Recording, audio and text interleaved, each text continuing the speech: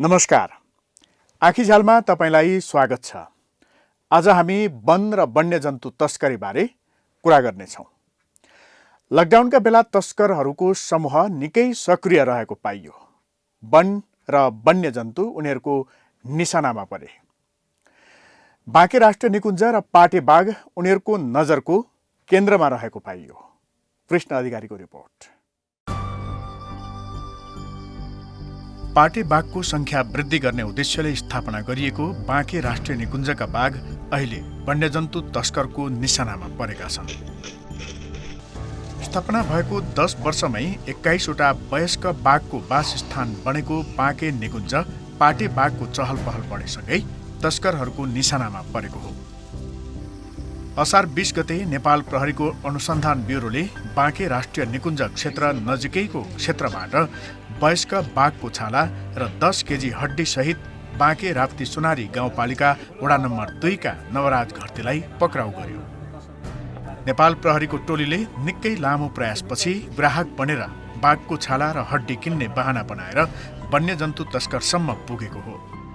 प्रहरीले नवराजलाई 24 लाख रुपैयाँको लोभ देखाएको थियो। प्रहरीले नवराजलाई समाते पनि मुख्य अभियुक्त प्रकाश बाहुन र नरे घरतीलाई भने समाउन सकेन। प्रहरी अपरेसनका क्रममा एकजना तस्कर भागेका थिए। अब यो बाँके जिल्ला भनेको हजुरको एउटा राष्ट्रिय निकुञ्ज पनि भएको र अब इन्डियासँग पनि एउटा नाका चाहिँ जोडिएको कारणले गर्दा विभिन्न खालका तस्करहरू मध्येमा यो वन्यजन्तुहरूको जस्तै बाघको छाला हड्डी र अन्य जनावरको पनि अब मार्ने र यहाँ तस्कर गरेर चाहिँ बेचबिखन गर्ने यहाँ रहेको छ। त्यसै गरी हामीले चाहिँ अस्ति 20 गते चाहिँ पाटे बाघको ठुलो चाहिँ पाटे बाघको छाला र 10.5 किलो चाहिँ हड्डी हाम्रो प्रदेशको चाहिँ आरआइटी टोली र जिल्ला प्रहरी कार्यालय र कुसुमको विशेष टोलीले चाहिँ हामी चाहिँ पक्राउ गर्न चाहिँ सफल भएका छौँ र यो हामीले चाहिँ राप्ती सोनारी गाउँपालिकाको कुसुम स्थित चाहिँ एकजना व्यक्तिको घरबाट हामीले यो पक्राउ चाहिँ गरेका छौँ। निकुञ्ज नजिकैको राष्ट्रिय वन क्षेत्रबाट बाघको छाला र हड्डी बरामद भए पनि त्यो अभागी बाघ कहाँको हो भनेर पत्ता लागेको छैन। सन् 2018 मा बाघको गणना गर्दा क्यामेरा ट्यापिङ प्रविधिबाट खिचिएका बाघका फोटाहरू र बरामद भएको बाघको छालाको फोटो रुजु गरेर त्यो बाघ कहाँको हो भनेर पत्ता लगाउने तयारी भइरहेको छ। डिभिजन वन कार्यालय बाँकेले जिल्ला अदालत बाँकेबाट 10 दिनको म्याद थप गरेर सो घटनाको अनुसन्धान गरिरहेको छ। यसमा बाँके राप्ती सुनारी गाउँपालिका वार्ड नम्बर 1 भवनियापुरको 3 घारी भन्ने ठाउँबाट प्रहरी टोलीले स्थानीय नवराज घरती मगरलाई बाघको छाला पाटे बाघको छाला र 10 केजी हाडसहित पक्राउ गरेर वन कार्यालय बुझाएको छ र यसमा जाँचबुझ अनुसन्धान कार्य जारी छ। पक्राउ परेका मान्छेको हामीले हिरासतमा राख्नु साथै जिल्ला अदालतबाट म्याद थपेर अनुसन्धान गरिरहेका छौँ। 2076 फागुन 27 मा दाङको तुलसीपुर स्थित बस पार्क क्षेत्रबाट नेपाल प्रहरीको अनुसन्धान ब्युरोले बरामद गरेको बाघको छाला बाँके निकुञ्जको बाघको भन्ने पुष्टि भइसकेको छ। सो घटनाले बाँके निकुञ्जमा संरक्षित दुर्लभ पाटे बाघ वन्यजन्तु तस्करहरूको निशानामा परेको र निकुञ्जको संरक्षित पाटे बाघ तस्करहरूले मारिसकेको तथ्य सार्वजनिक भएको हो। बाँके मात्र होइन, अब यो संरक्षणको चाहिँ क्षेत्रमा र वन्यजन्तुको कुरालाई हेर्दाखेरि ओभरअल नेपाललाई दुईटा रूपमा चाहिँ हेरिन्छ। एउटा चाहिँ ट्रान्जिटको रूपमा पनि हेरिन्छ, कहिलेकाहीँ अब जस्तै इन्डियाबाट चाइना लाने अथवा अन्यत्रको चाहिँ इन्डिया लाने त्यस्तो पनि देखिन्छ भने केही चाहिँ अब हाम्रो नेपालभित्रकै संरक्षित क्षेत्रहरूमा यसरी जनावरहरू मार्ने गरेको चाहिँ पाइन्छ। त्यो घटनाका अभियुक्त सल्यान वनगार्ड कुभिन्डेका 37 वर्षीय यमबहादुर राणा, सल्यान त्रिवेणीका 30 वर्षीय सुरजित रामजा बुढामगर र सल्यान शारदा नगरपालिकाका 26 वर्षीय रमित सुनार पूर्वपक्षका लागि जिल्ला कारागार दाङको थुनामा छन्।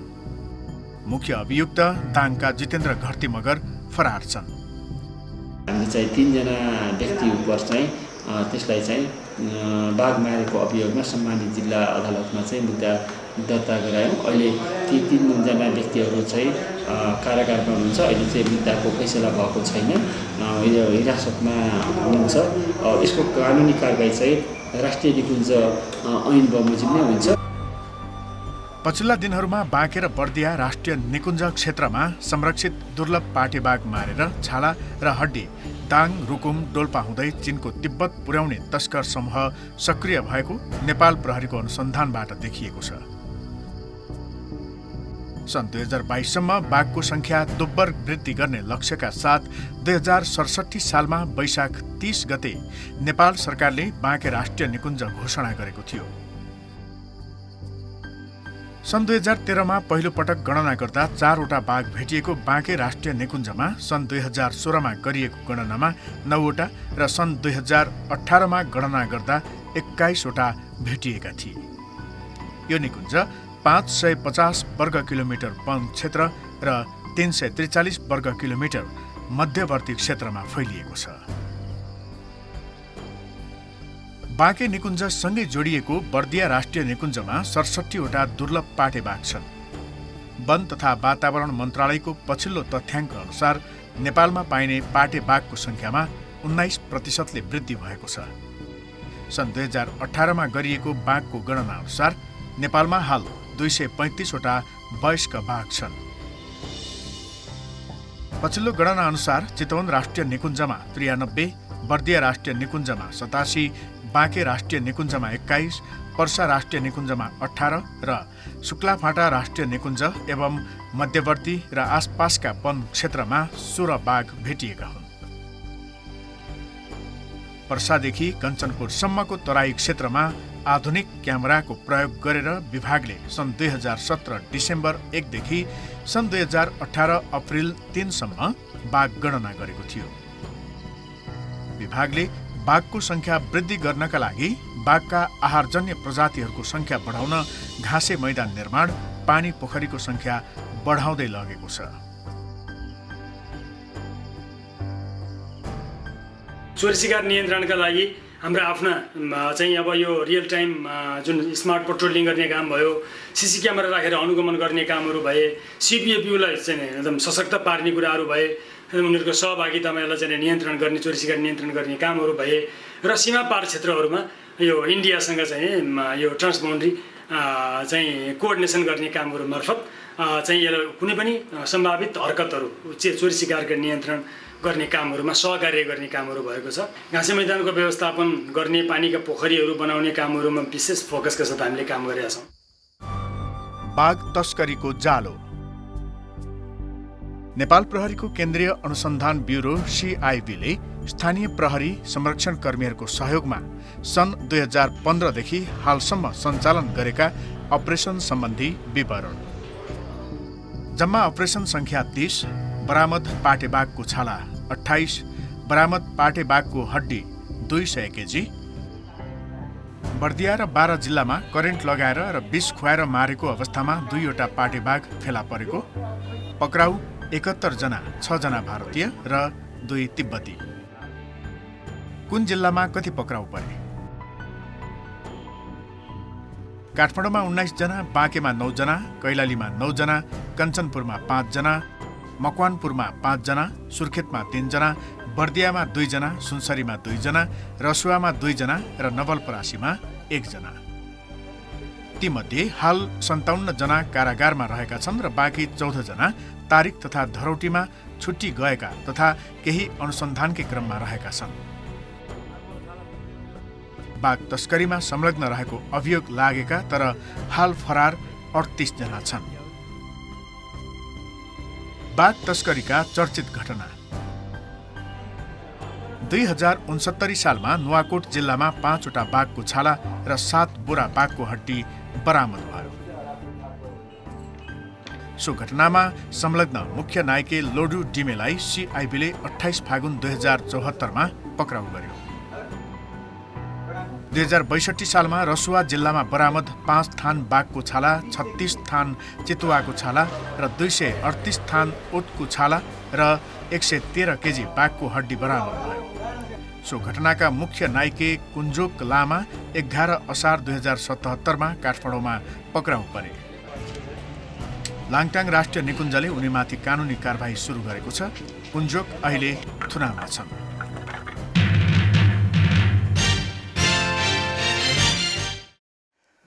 कैलाली र कञ्चनपुरमा भने व्यापक वन फडानी गरियो।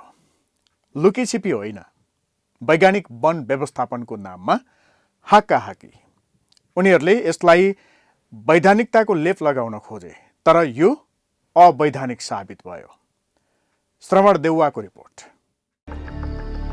कोरोना भाइरसको संक्रमण फैलिरहेका बेला लकडाउनको मौका छोपेर कैलाली र कञ्चनपुरका सामुदायिक वनमा व्यापक फडानी भएको छ। वैज्ञानिक वन व्यवस्थापनका नाममा अव्यवस्थित फडानीको चौतर्फी विरोधपछि सङ्घीय संसदको सार्वजनिक लेखा समिति अन्तर्गत गठित छानबिन उपसमितिले स्थलगत अध्ययन गरेको छ। वन अनुगमनपछि संसदीय उपसमितिले कानुनी प्रावधान विपरीत वन क्षेत्रका रुख काटिएको जनाएको छ। रुख काट्ने एउटा प्रावधान छ होइन, वैज्ञानिक वनको नाममा प्रावधान छ। त्यसमा चाहिँ अब एउटा एरिया नै गायब भइसक्यो त प्लटिङ गरेर। त पक्कै त सानो सानो रुख पनि होला, 80 वर्षको पनि एका दुईजना 5वटा 10वटा हुनसक्छ, तर प्रायः जसो 80 वर्षभन्दा तलेको रुखहरू पनि हामीले चाहिँ प्रारम्भिकमा हामी हेरिरहेको छौँ। वैज्ञानिक वन व्यवस्थापन कार्यविधि 2071 को प्रावधानको ठाटो उल्लङ्घन गरेर चुरे क्षेत्र, नदी छेउछाउका वनमा हरिया र कलिला रुखहरू काटिएका छन्। यो काम डिभिजन वन अधिकृत, क्षेत्रीय वन निर्देशक, काठ व्यवसायी र वन उपभोक्ता समूहका पदाधिकारीको मिलेमतोमा भएको आशंका छ।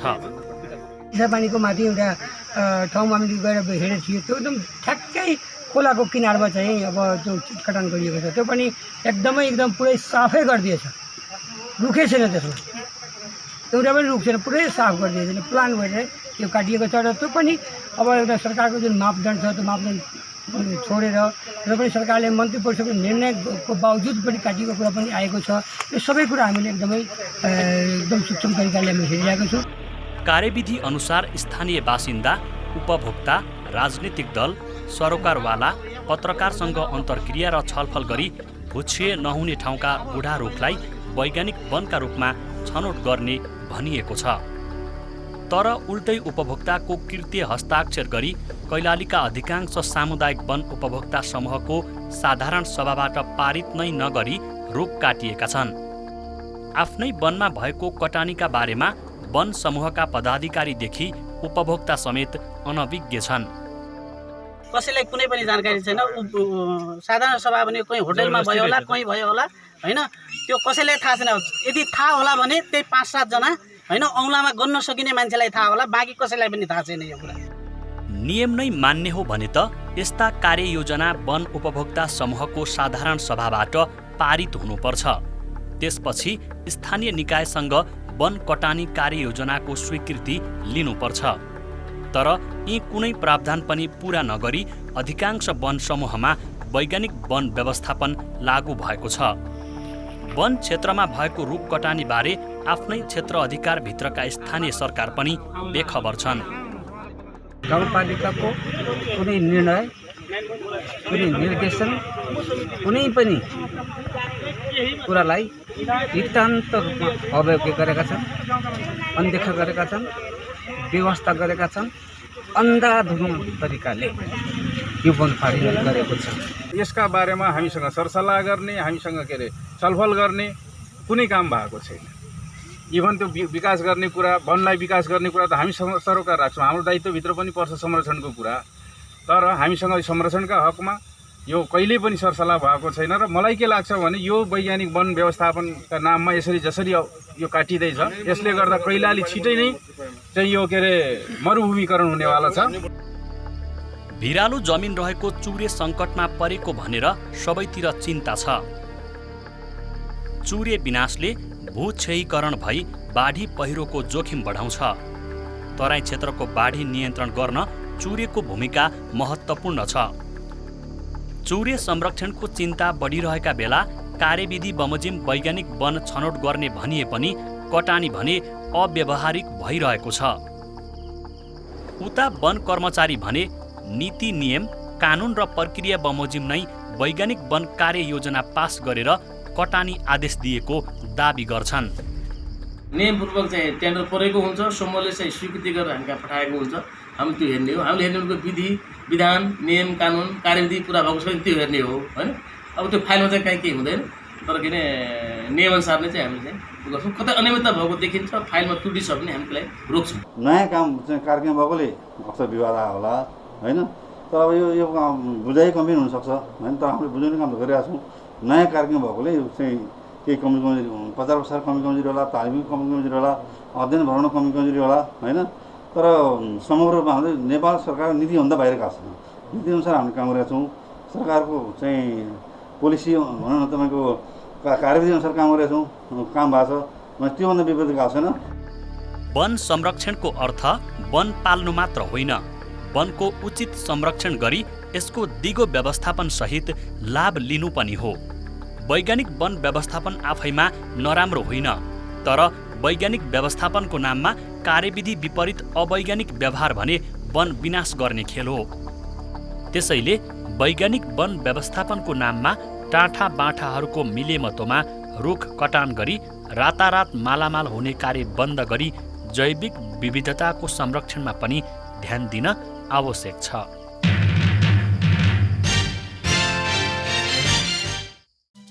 आँखीजाल फेसबुक र युट्युबमा पनि हेर्न सकिन्छ। हाकाहाकीonline.com मा आँखीजाल हेरी त्यसै मार्फत सुझाव र प्रतिक्रिया पठाउन सकिन्छ। वातावरण र दिगो विकास बारे जान्न हाकाहाकी एप डाउनलोड गर्न सक्नुहुन्छ। हस्त आजको आँखीजाल यति नै। अर्को साता यही समयमा समसामयिक विषय लिएर हामी फेरि आउनेछौँ। नमस्कार।